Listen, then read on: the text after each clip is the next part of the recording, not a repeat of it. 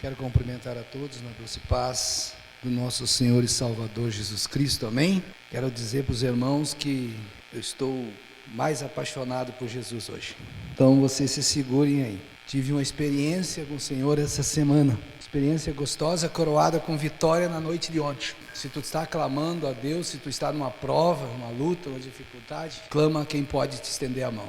Você sabe, eu estava uma semana fora, ajudando o meu filho, e eu fui fazer os móveis para ele.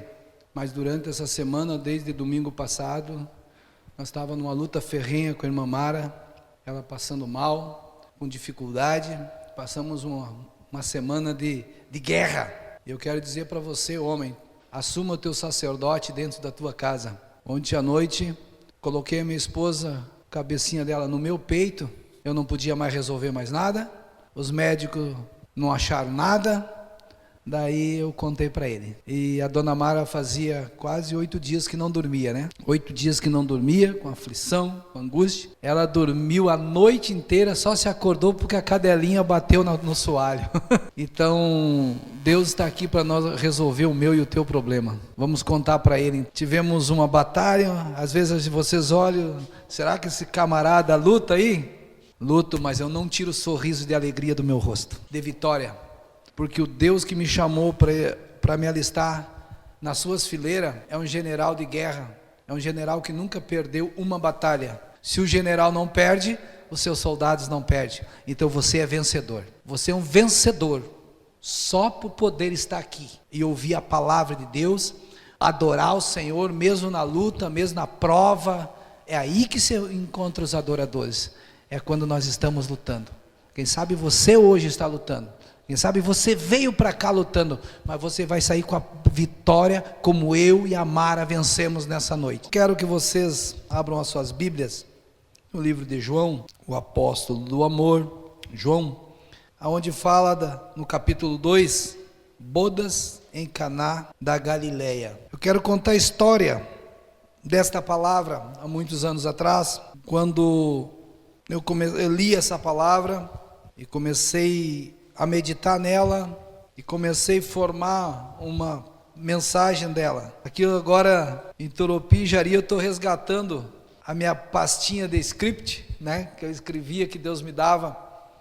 Não sabia, umas é a primeira vez, essa aqui é algumas vezes, mas Deus falou muito comigo sobre esta palavra e eu quero dividir com vocês nessa noite. Vamos ler.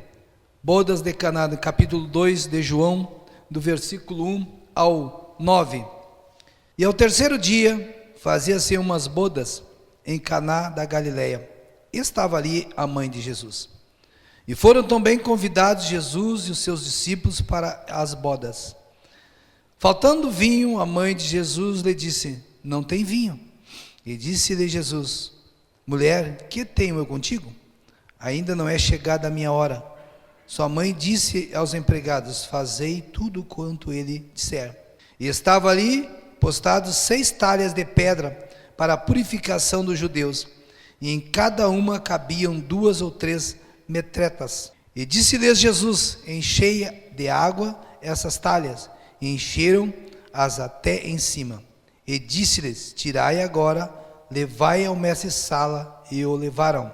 E logo que o mestre-sala provou a água feita vinho, não sabendo de onde viera, se bem o que sabiam os empregados que tinham tirado a água, chamou o mestre-sala ao esposo. Quando eu recebi essa palavra, quando Deus me levou a meditar nesta palavra, e quando Deus me dá algo, eu vou pesquisar, eu vou ver alguns testemunhos em cima da palavra, alguns scripts em cima desta palavra. E eu me deparei, eu creio que foi aí que me moveu para cuidar de famílias. Eu não sei quanto tempo fiz esses scripts, esses rabiscos. E eu creio, hoje eu estava pensando nela, depois que eu cheguei de Santa Maria com a Mara, eu pensei, eu acho que foi aí que começou a me despertar o cuidado por família, quando eu li, e eu vi alguns relatos, onde eu vi de um pastor, que ele viu numa pesquisa feita nos Estados Unidos a seguinte, e esse pastor colocou esse seguinte escrito: a família está passando por uma das maiores crises da história. Nos Estados Unidos, a cada 100 casamentos, 60 terminam em divórcio. 35 não se separam por falta de coragem. Dos 5 casamentos que salvam, 3 são superficiais e somente 2 são felizes de verdade. E daí esse escritor colocou ainda assim, nos países latinos a realidade não deve ser muito diferente da realidade americana. Talvez aqui, na América Latina, esses 60 que acabam em divórcio diminuem um pouco. E os 35 que não se separam porque não têm coragem, aumentam. Daí eu fiz 2 perguntas para mim. Qual é a razão desse número alarmante de divórcio?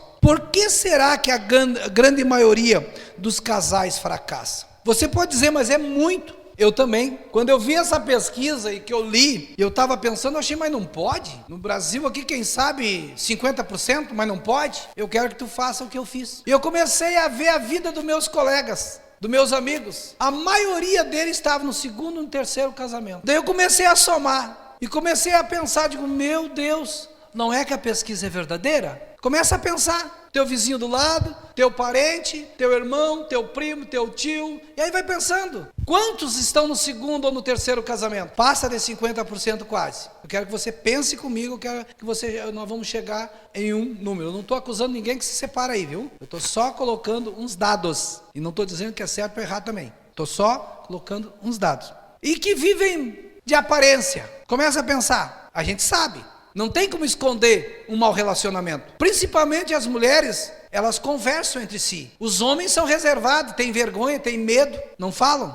Aguento no osso do peito, né? Mas muitos ainda abrem o jogo. Agora tu vai ver que as mulheres aí têm essa informação bem mais precisa que a gente. De quantos que se queixa uma para outra do esposo. Mas por que será isso? Daí eu coloquei aqui, às vezes o fracasso não se torna público. As feridas não são mostradas à sociedade, aos amigos ou à igreja, mas a vida entra em uma rotina asfixiante, levando ao desespero. E eu botei, por quê? Nós vamos chegar a uma conclusão. Eu quero que você pense comigo. Por que será que é tão grande o número de separação na nossa sociedade? E até mesmo isso na igreja. Quero que você pense comigo. Daí eu gostei de uma colocação desse comentarista que ele botou assim: existe outro aspecto interessante que merece ser mencionado. Esses 100 casais chegaram ao casamento desejoso muito de ser feliz. Desses casais, a grande maioria chega ao altar se amando muito, mas acaba em separação ou infidelidade. Por que quando nós fomos casar, eu ainda sinto friozinho no estômago? Nós sentimos aqui os dois, a espera ali no altar, aquela espera, aquela ansiosa, que hora que ela vai entrar, que jeito que ela vai vir, e ela, como é que eu vou encontrar, os projetos feitos, o sonho, vai ser assim, a minha casa vai ser assim, vai ser tudo assim. Pensa comigo, você que já casou, não foi assim? Esse pensamento doido, a espera, a ansiedade, amando. Eu e a Mara, se nós não se casasse, acho que nós um morria de um lado, outro morria do outro. E quase que o nosso casamento foi água abaixo. Daí eu coloquei assim, esses dados provam que para ser feliz no casamento, não basta apenas querer ser feliz, ou apenas amar muito a noiva ou o noivo. Porque se dependesse desses itens, a grande maioria dos casamentos daria certo. Se o amor meu e da Mara na época, conseguisse nos ajustar, eu nunca ia ter vontade de abandonar a casa. Eu nunca ia colocar a mão na maçaneta da porta, louco para Mara brigar comigo para mim ir embora. Sem nunca brigar, sem nunca discutir. Nós vamos chegar lá por que disso. E eu botei aqui, então por que os lares não são felizes se amam? Se casaram se amando, passaram por cima de a Mara passou por um monte de barreira para poder, não dava nada, né? Ninguém dava nada por mim, e ela lutou, ela batalhou e já estava deixando de me amar. Eu botei para nós, quem sabe nós hoje somos uma pessoa que há muitos anos atrás desfilou pelo corredor da igreja, vestido de branco, casaquinho bonito, carregando muitos sonhos. Já se passaram alguns tempos daqueles dias. Daí eu faço uma pergunta para nós: onde estão os sonhos? Onde ficaram os castelos construídos? Quem sabe o teu casamento está assim. Alguém aqui, ou muitos aqui, ou alguém que vai ouvir essa mensagem, os sonhos já se foram. Não tem mais valor os projetos. A decepção tomou conta. Não é o que eu esperava, não é o que eu sonhava. Está com vontade de desistir. Tem um porquê disso. Não importa se é crente ou não é crente. Tem um porquê disso. E eu botei aqui. Ou talvez o seu casamento está à beira do colapso. A sociedade, os filhos, a igreja não sabem. Somente vocês dois, marido e mulher, conhecem a situação. Quando se uniram no altar, vocês fizeram com amor, desejando de todo o coração ser felizes. E eu pergunto para você, o que está acontecendo? Quando Deus falava comigo, o Senhor já até puxou minha orelha. Pai, tu é o responsável pelas famílias, e tu não ministrou ainda sobre família. E Ele escolheu hoje, porque Ele está preocupado com a minha e com a tua família. Ele está preocupado com o meu e teu casamento. Ele quer restaurar os sonhos, os projetos.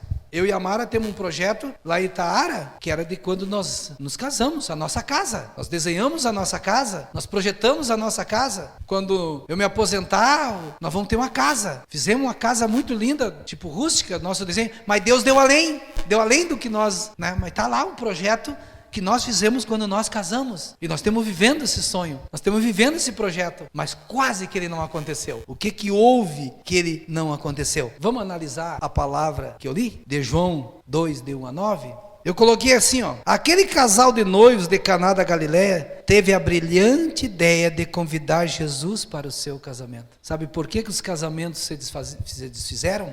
Porque Jesus só foi testemunho, não foi participante do casamento. Quem sabe o teu, aqui, quem está ouvindo, porque Jesus é só testemunho, Ele não participa do teu casamento. Quando Jesus participa do casamento, não tem crise que Ele não desfaça. Vai pensando. O meu casamento estava sendo destruído só porque não tinha Jesus. Amor tinha, paixão tinha, um completar o outro tinha também, projeto tinha também, mas não tinha Jesus. Se um casamento, se o teu casamento está passando por crise, é porque tu deixou Jesus só como testemunho. Ele não está participando, ele não está dentro do teu casamento.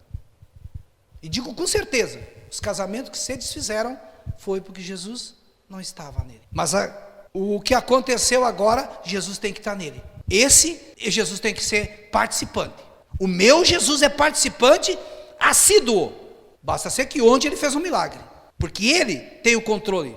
Felizes são aqueles que têm certeza que Jesus está presente na sua família. Se Jesus estiver no meu casamento, eu nunca vou ter dificuldade. Se eu entregar meu casamento para Jesus, não vai ter dificuldade. Eu não vou ter problema mais. O que aconteceu com aquele casamento lá? Eles convidaram Jesus para o casamento. O cara foi esperto, ele não foi bobo. Eu vou ter meu casamento, mas o Nazareno vai estar nele. E o que aconteceu no casamento? O vinho acabou. O que o vinho representa? Alegria, felicidade, gozo. E naquela época faltar vinho era um problemão. Nos lares que tem Jesus, tem problema. Nos lares que Jesus está ali, tem dificuldades, mas tem solução. Não quer dizer, seria uma demagogia eu dizer, tu entrega teu caminho ao Senhor, confia nele, mas tudo ele falar, tu não vai ter mais problema, tudo vai se dar bem, tu não vai adoecer mais. Não é isso. Tu não vai ter problema? Vai. Tu não vai ter dificuldade? Não, tu vai ter. Só que tem uma coisa, tem alguém que te dá as diretrizes da vitória, alguém que te orienta, alguém que te ama muito mais do que a pessoa que está do teu lado. Jesus me ama muito mais do que a Mara me ama. Deus ama a Mara muito mais do que eu amo ela, muito mais. Então, Ele tem o prazer de me ajudar a resolver os problemas. Então, eu vou ter problema financeiro? Vou. Eu vou ter problema conjugal, algum atrito? Vou. Só que daí eu não vou atribuir aquele atrito à minha esposa. Eu não vou ver ela como minha adversária. Não vou ver ela como adversária, porque Jesus não vai deixar. Eu vou ver Jesus nela. Aí eu não vejo mais as pessoas por o meu próprio olho. Eu vejo como Jesus. Eu aprendi uma técnica para vencer o inimigo nessas afrontas. Quando alguém me magoa, quando alguém tem um atrito comigo, alguém me ofende, eu não atribuo aquilo à pessoa. Eu digo assim, Jesus, ele não está bem no dia dele, hoje, né? Ele não queria fazer isso. Não. Eu separo a pessoa daquele problema. E eu pergunto, Jesus, e no meu lugar, se tu tivesse, que atitude tu teria com essa pessoa? Ela me ofendeu, Jesus. Meu marido me ofendeu. Ele não me deu o valor que eu merecia. Ele não reconheceu a comidinha quentinha que eu deixei para ele. Ele não elogiou a roupa que eu deixei em cima da cama para ele, e agora vem ele de gracinha comigo? Vem ele se engraçando para mim? Entrou com os pés sujos dentro da minha casa, que eu limpei, entrou barrado, sujou, e quer que eu ainda dê carinho para esse indivíduo? Me chamou de gorda. Tem uns que vão mais fundo ainda, chamam até de relaxado, né? Mal educado, sem respeito. Tu olha no olhinho dela ou dele e diz assim: Jesus, como é que tu vê esse indivíduo aí? Como é que tu vê essa madame aí, Jesus? Acho que de vez em quando eu não pergunto, que eu tô louco para responder a Mara meio áspero. Não pensa que a coisa não é fácil, não. Essas castelhanas, a coisa não é complicada. Tem horas que eu tenho vontade e eu digo: Jesus, como é que tu está vendo ela, Jesus? E Jesus larga um sorriso gostoso e me diz como está vendo ela. Daí eu já nem vou perguntar no meu lugar o que tu faria com ela. Nem vou perguntar. Quando Jesus está no casamento, no meu relacionamento, acontece isso. Daí não dá de separação. Daí não dá briga, porque Jesus ele é o príncipe da paz. Ele jamais vai dizer, da próxima vez que ele chegar com os calçados sujos, tu chuta lá fora. Ele jamais vai dizer isso. Jamais ele vai dizer isso. Então quem sabe você vai me dizer assim: mas então, se eu vou ter isso, qual é a vantagem de eu ter Jesus? Se eu vou ter problema, se eu vou ter crise? Daí eu botei aqui, eu vou responder. Isso aqui eu peguei de outra pessoa que colocou sobre o sofrimento com Jesus ou sem Jesus. Sofrimento sem Jesus. Esse escritor botou assim: é como uma ferida purulenta. Você já viu uma ferida purulenta, cheia de pus? É como uma gangrena que vai devorando, levando a pessoa até a loucura, ao desespero, e podendo levar à morte. Isso é uma vida sem Jesus. Um casamento sem Jesus. Não tem diálogo. Um não ouve o outro, um não respeita o outro, um não auxilia o outro. É meu, que é meu é meu. Não, casou é nosso, não é só as dívidas. O problema é que às vezes separa é a dívida, né? Não, a dívida é dos dois, tem essa. Deus está falando aí, tenho certeza disso. Daí ele colocou assim: o sofrimento na vida com comunhão com Cristo é como uma ferida também. Só que limpa, que às vezes dói, que sangra, mansara, e fica só cicatriz. Do nosso tratamento com a nossa esposa fica cicatrizes. Do tratamento da nossa esposa com nós fica cicatrizes. Quando elas são curadas em Jesus. Eu e a Mara temos cicatrizes. Que antes, que nós não tínhamos Jesus, quando nós conversava sobre o assunto, dava tristeza um no outro. Se entristecia, dava o tal de ciúmes. Na mulher dá ciúmes, no homem dá raiva. É sinal da impotência, né? Porque o homem é machista. Não, fica assim. Agora nós conversamos sobre os mesmos assuntos. E não dói nada. É mesmo que quando tu corta uma ferida, depois de curado, eu quase arranquei esse dedo, que ninguém sabe, né? Mas eu quase tirei esse dedo fora. Doeu. Mas agora, ó, tá aqui a cicatriz, ó, uma cinta aqui, ó. Mas não dói. Assim é o tratamento no casamento com Jesus. Se tu tem alguma dor com teu esposo, alguma dor com a tua esposa, conta para Jesus e cura essa ferida. Deixa Jesus participar do teu casamento. Tem Jesus como participante do casamento. Não, testemunho. Deus quer tratar o nosso relacionamento, porque Ele precisa de casamento, de lares curados para curar lares. Está uma carência de lares verdadeiro. Está uma carência de lares que são cúmplices um do outro. E estamos aqui, glória a Deus, aleluia. Até língua estranha falamos muitas vezes. Mas um olha para o outro assim, ó, em casa nós conversamos. Tu me aprontou de novo. Eu não posso dizer que eu não sei porque que Deus está falando isso hoje.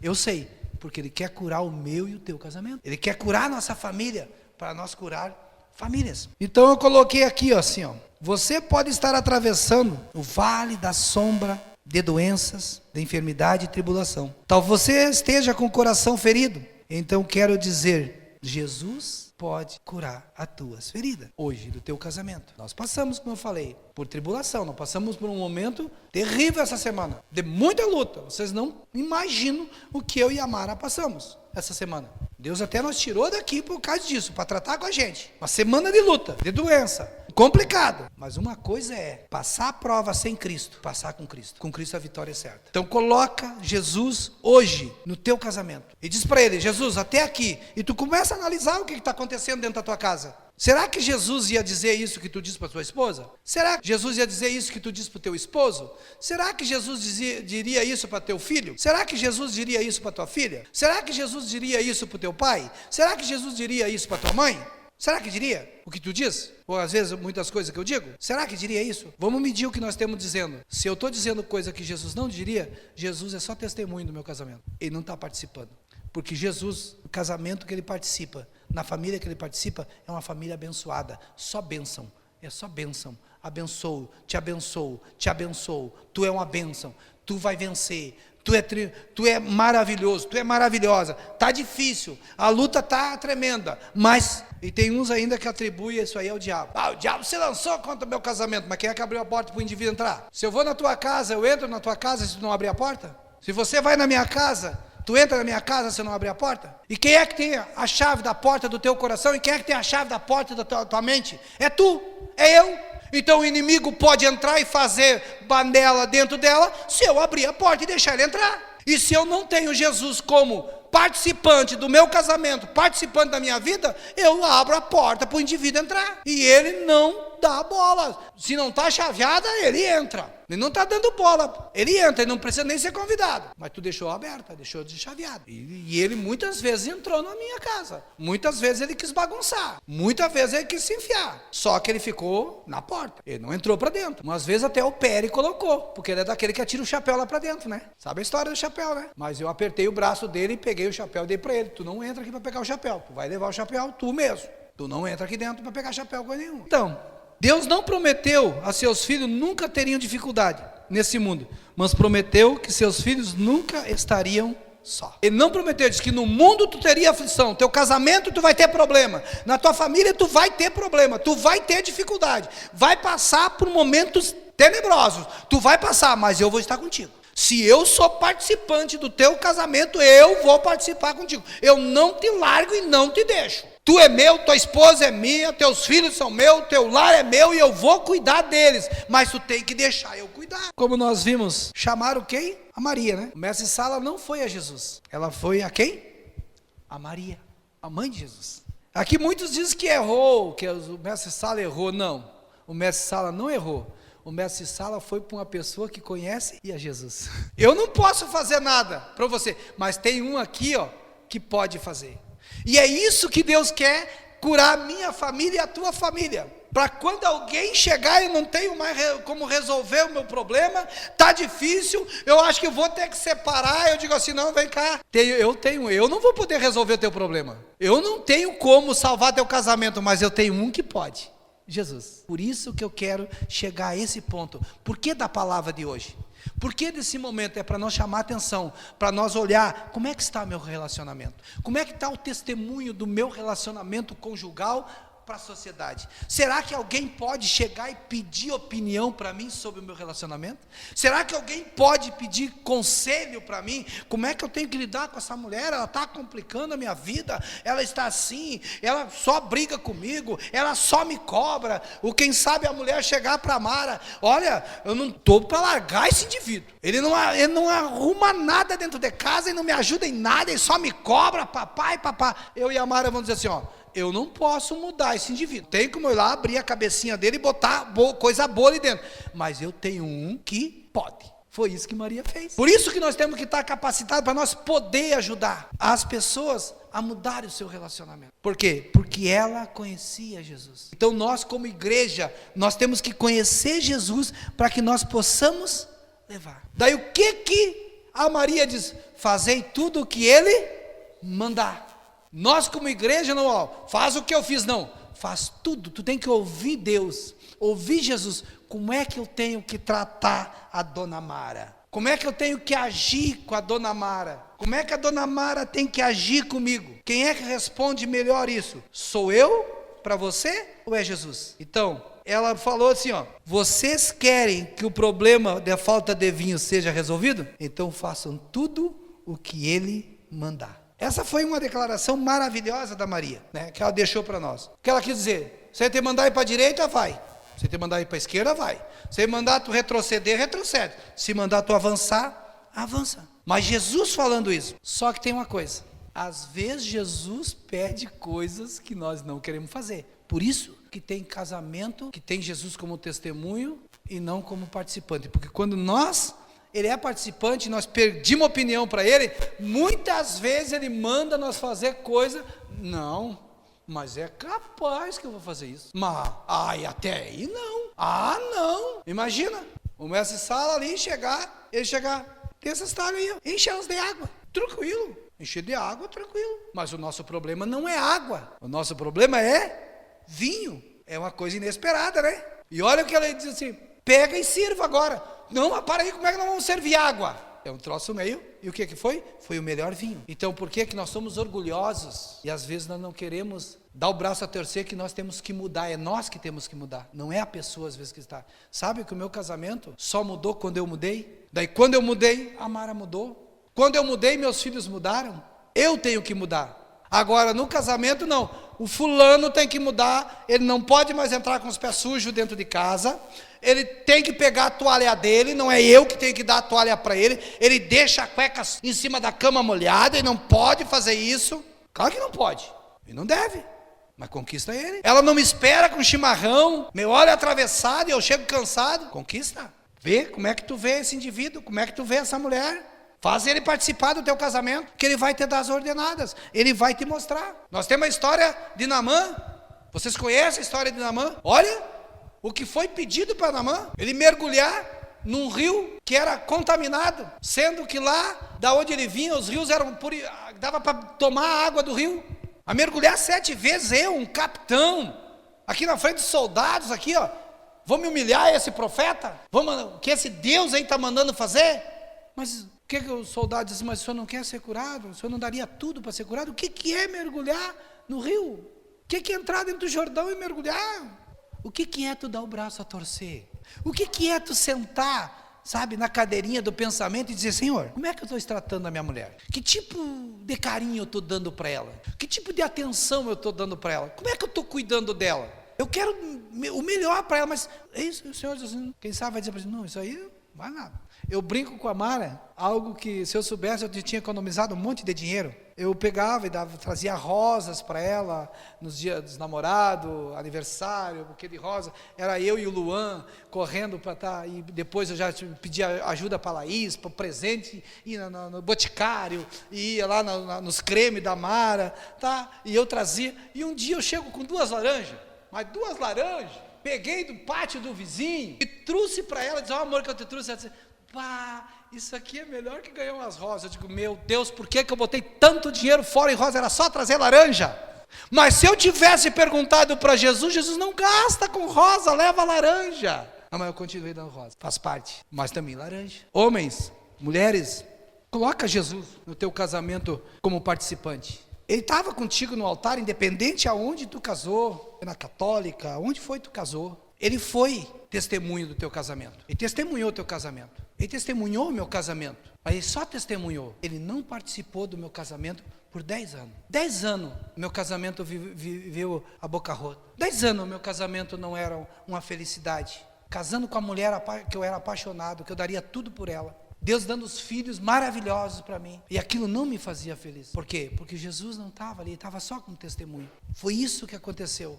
E é isso que Deus quer da igreja de Jari. Lares curados, lares restaurados, para fazer como fez Maria. Eu posso não resolver o teu problema, eu posso não resolver, solucionar o problema do Rude de jeito, não vou pegar o Rude que é irmão, né?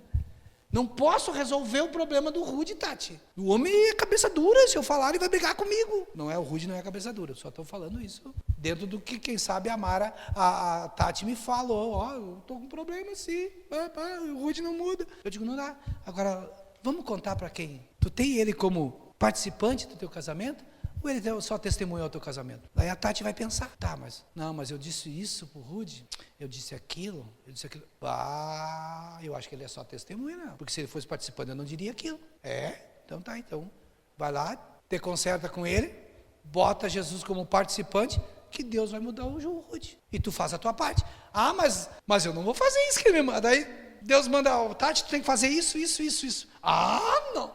Não, isso não. Daí não vai mudar. Por quem é que conhece o coração do Rude? É a Tati? Não, é Jesus. Quem é que sabe o que satisfaz o Rude? É Jesus. O que é que sabe que alegra o Rude? É Jesus. Quem é que sabe como transformar o Rude? É Jesus. Não é eu. Eu jamais vou mudar a Mara. A Mara jamais vai me mudar. Mas quem a Mara serve e quem eu sirvo muda. Quem sabe tu está pensando, tu não conhece. Tu não vive todo dia com esse indivíduo, tu não vive todo dia com essa mulher, tu não conhece, e nem quero, o problema é teu, foi tu que escolheu, não, foi tu que escolheu, você não estava, agora aguenta, mas te digo uma solução, Porque eu digo para vocês, só tinha 2 pessoas que me queriam, Deus e a Mara. E pergunta para a Mara se a Mara quer trocar. Há uns 20 anos atrás, eu acho que ela era capaz de dar uma pensadinha. Agora, esse aqui, eu tenho certeza que ela não quer trocar. Por quê? Porque Jesus é participante do meu casamento. Jesus é que me diz o que eu tenho que fazer. Jesus é que me diz como é que eu tenho que agir. É Ele que me diz. Porque Ele conhece o coração da Mara. Às vezes Ele me manda lavar a louça. Eu estou por lá e a Mara meio assim, eu digo, o que essa mulher está enferruscada, meu Deus? Eu tapo ela de carinho, de beijo, digo para ela que eu amo ela, que negócio.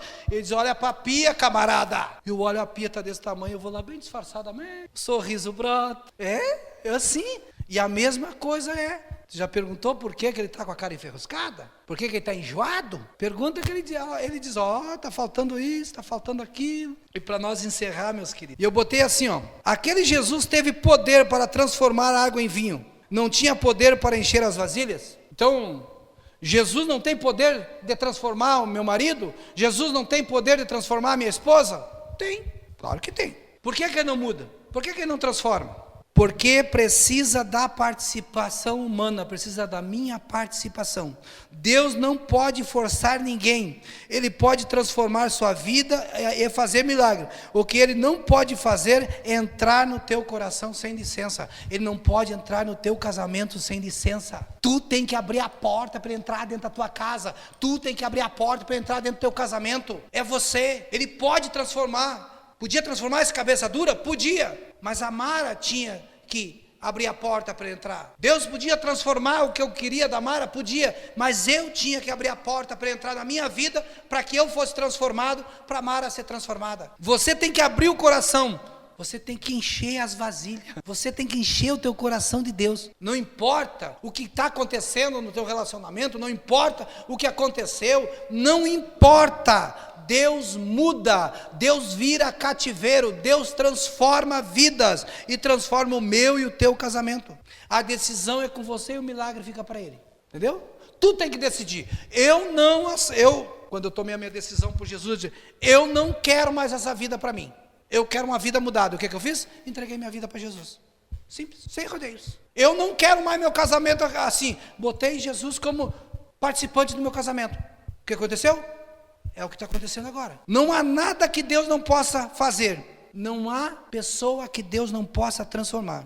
Daí eu botei para nós finalizar. Se você sente que seus sonhos estão caindo, deixe que Jesus reconstrua. Se você sente que deve abrir o seu coração, não espere mais. Dê a Ele essa oportunidade. Entregue a Jesus o teu casamento. Entregue a Jesus as rédeas da tua família. Uma igreja que faz discípulos.